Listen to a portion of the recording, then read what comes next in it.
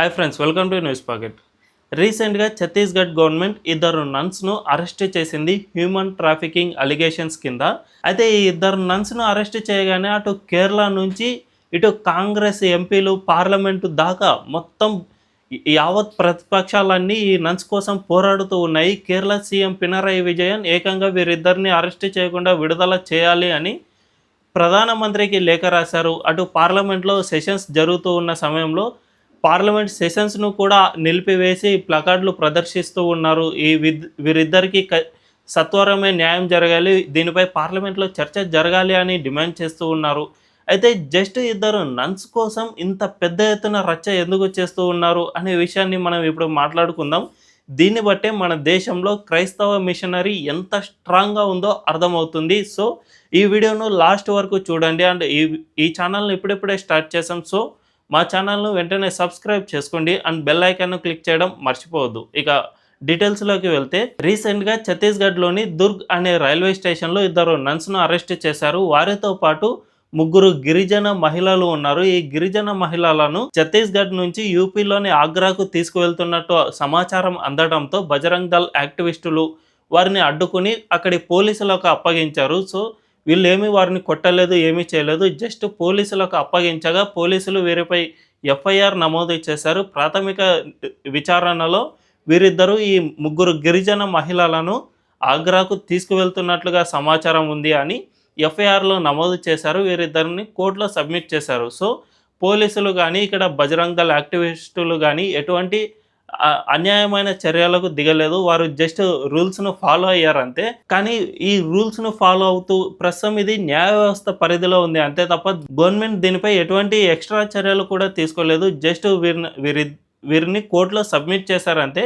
ఇద్దరు నన్లతో పాటు సుఖ్మన్ మండవి అనే ఒక వ్యక్తిని కూడా అరెస్ట్ చేశారు. అంటే ఆ సుఖ్మన్ మండవి అనే వ్యక్తి ఈ ముగ్గురు గిరిజన మహిళలను ఆ నన్లకు అప్పగించి వెళ్ళాడు అనే సమాచారం ఉంది. సో ఇతన్ని కూడా అరెస్ట్ చేశారు.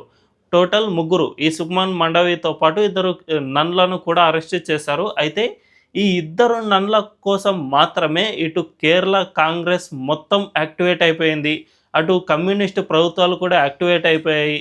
బృందా కారత్ అయితే ఏకంగా ఆ ఇద్దరు నన్లను జైల్లోకి వెళ్ళి కలిసి వచ్చారు. అదేవిధంగా పార్లమెంట్ సెషన్స్లో కూడా కాంగ్రెస్ ఎంపీలు పెద్ద ఎత్తున ధర్నాలు చేస్తూ ఉన్నారు. ఆ నన్లను వెంటనే విడుదల చేయాలని ప్లకార్డులు పట్టి వెళ్ళలోకి దూసుకుపోయారు. ఎప్పుడైనా పార్లమెంట్ సెషన్లో ఏదైనా పెద్ద ఇన్సిడెంట్పై చర్చ జరపాలి అని కోరేటప్పుడు మాత్రమే ఇలా వెళ్ళలోకి దూసుకెళ్తారు. అటువంటిది జస్ట్ ఇద్దరు నన్స్, అంటే వాళ్ళు ఏదో పెద్ద ప్రచారంలో ఉన్న నన్స్ కూడా కాదు, అసలు వాళ్ళ ఊరి పేరు తెలియని నన్స్, ఏదో ఛత్తీస్గఢ్లో ఒక గిరిజన ప్రాంతంలో చర్చిలో పని చేసుకునే నన్స్ కోసం ఇంత పెద్ద ఎత్తున రచ్చ చేయడం ఎందుకు అనేది ఇప్పుడు మనందరికీ డౌట్ కలిగిస్తుంది.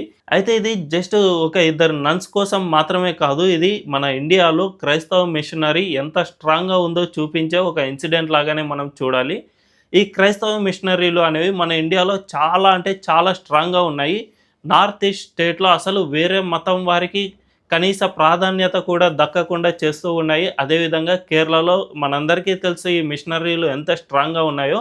ఇప్పటికీ అనేక రాష్ట్రాల్లో గిరిజన ప్రాంతాల్లో ఈ మిషనరీలు చాలా యాక్టివ్గా పనిచేస్తూ ఉన్నాయి, మత మార్పిడులు చాలా ఎక్కువగా చేస్తూ ఉన్నాయి అన్న విషయం అందరికీ తెలిసిందే. సో ఈ మిషనరీలను అడ్డుకునేందుకే ఛత్తీస్గఢ్ గవర్నమెంట్ చాలా కఠినమైన చట్టాలు తీసుకొచ్చింది, మత మార్పిడి వ్యతిరేక చట్టాలను ఎన్నో తీసుకొచ్చింది. ఈ చట్టాల వల్లే ఇప్పుడు అక్కడ మిషనరీలకు ప్రాధాన్యత లేకుండా పోతుంది. అంటే వాళ్ళు అక్రమంగా చేస్తున్న మత మార్పిడులు అన్నిటికీ అడ్డుకట్ట పడుతుంది.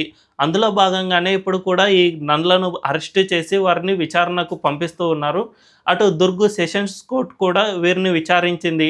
అంటే ట్రయల్ జరిగిన టైంలో వీళ్ళపై ఇంకా డౌట్స్ ఉన్నాయి, అందుకే వీళ్ళకు బెయిల్ ఇవ్వడం లేదు అని దుర్గ్ సెషన్స్ కోర్టు కూడా చెప్పేసింది. అదేవిధంగా వీరిద్దరిని ఈ కేసును ఎన్ఐఏకు అప్పగిస్తాము అని ఆ సెషన్స్ కోర్టు కూడా వెల్లడించింది. అంటే ఈ కేసు వెనక చాలా ఎన్నో డౌట్స్ ఉన్నాయి కాబట్టి ఎన్ఐఏనే దీన్ని ఇన్వెస్టిగేషన్ చేయాలి అంటూ దుర్గ్ సెషన్స్ కోర్టు కూడా వెల్లడించింది. అంటే దీని వెనుక ఏదో పెద్ద కుట్రనే దాగి ఉన్నట్లు మనందరికీ ఇట్లే స్పష్టంగా అర్థమవుతుంది. మన దేశంలో గిరిజన ప్రాంతాలను ముఖ్యంగా ఈ మిషనరీలు టార్గెట్ చేసుకున్నాయి. ఈ టార్గెట్ చేసుకోవడం వల్ల పెద్ద ఎత్తున డెమోగ్రఫిక్ చేంజ్కు దారి తీస్తోంది. ఈ డెమోగ్రఫిక్ చేంజ్ అనేది మన దేశ భద్రతకే పెను ప్రమాదంగా మారుతుంది. జార్ఖండ్ వంటి రాష్ట్రాల్లో ఈ విధంగా జరగడాన్ని కోర్టులు కూడా తప్పుబట్టాయి. ఈ డెమోగ్రఫిక్ చేంజ్ అనేది మన దేశానికి పెద్ద ప్రమాదము అని కోర్టులు కూడా వెల్లడించాయి. సో ఈ విధంగా మిషనరీలు మన గిరిజన ప్రాంతాలను టార్గెట్ చేసుకోవడంలో భాగంగానే ఇటువంటి నన్లు హ్యూమన్ ట్రాఫికింగ్కు పాల్పడుతూ ఉన్నారు. అయితే ఇప్పుడు వీరిద్దరిని అరెస్ట్ చేసి వీరిపై విచారణ కనుక కంటిన్యూ అయితే ఈ మిషనరీల భాగోతం మొత్తం బయటపడుతుంది. వీరు చేస్తున్న హ్యూమన్ ట్రాఫికింగ్ అంతా బయటపడుతుంది కాబట్టి మిషనరీలు మొత్తం యాక్టివేట్ అయ్యాయి. యావత్ దేశంలో పనిచేస్తున్న మిషనరీలన్నిటినీ తమ ప్రాక్సీలు అంటే ఈ కాంగ్రెస్ అండ్ కమ్యూనిస్టులుగా ఉన్న ప్రాక్సీలను యాక్టివేట్ చేశాయి. మీరు మా కోసం పోరాడాలి అని కోరినట్లున్నాయి. అందుకే కేరళ సీఎం పినరాయి విజయన్ వీరిద్దరి కోసం ప్రత్యేకంగా కలుగజేసుకుని ప్రధానమంత్రికి లేఖ రాశారు. మరోవైపు కేరళలో ఉన్న కాంగ్రెస్ ఎంపీలు 4 ఛత్తీస్గఢ్కు ప్రత్యేకంగా పయనమయ్యారు. అంటే అక్కడ ఉన్న కేసు వివరాలను క్షుణ్ణంగా పరిశీలిస్తూ వారిని ఎలాగైనా బయటకు తీసుకురావడానికి వీరంతా ప్రయత్నం చేస్తూ ఉన్నారు. అటు ఛత్తీస్గఢ్ మాజీ సీఎం కాంగ్రెస్ సీఎం భూపేష్ బఘేల్ కూడా దీనిపై పోరాడుతూ వస్తూ ఉన్నారు. రాష్ట్రంలో మైనారిటీలపై దాడులు జరుగుతున్నాయంటూ పదే పదే ప్రెస్ మీట్లు పెట్టి వివరిస్తూ ఉన్నారు. అదేవిధంగా ఈ పార్లమెంట్లో కూడా ఈ కాంగ్రెస్ ఎంపీలు మొత్తం ధర్నాలు చేస్తూ ఉన్నారు. సో దీన్ని బట్టి చూసుకుంటే మన దేశంలో ఈ మిషనరీలు పొలిటికల్గా ఎంత ప్రభావాన్ని కలిగి ఉన్నాయో ఇట్టే అర్థమైపోతుంది. మరి ఈ మిషనరీలను ట్యాకిల్ చేయాలంటే మన దేశంలో ఇంకా కఠినమైన చట్టాలు రావాల్సిన అవసరం ఉంది. ఇప్పటికే ఛత్తీస్గఢ్, యూపీ లాంటి రాష్ట్రాల్లో కొన్ని కఠినమైన చట్టాలు వచ్చాయి.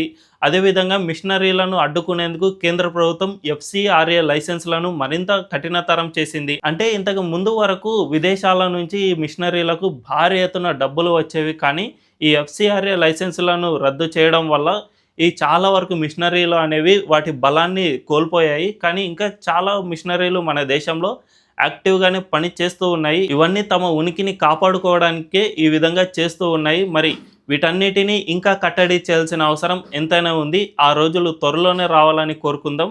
ఇక ఈ వీడియో కనుక మీకు నచ్చినట్లయితే ఖచ్చితంగా మా ఛానల్ను లైక్ చేయండి అండ్ సబ్స్క్రైబ్ చేసుకోవడం అస్సలు మర్చిపోవద్దు. Thank you.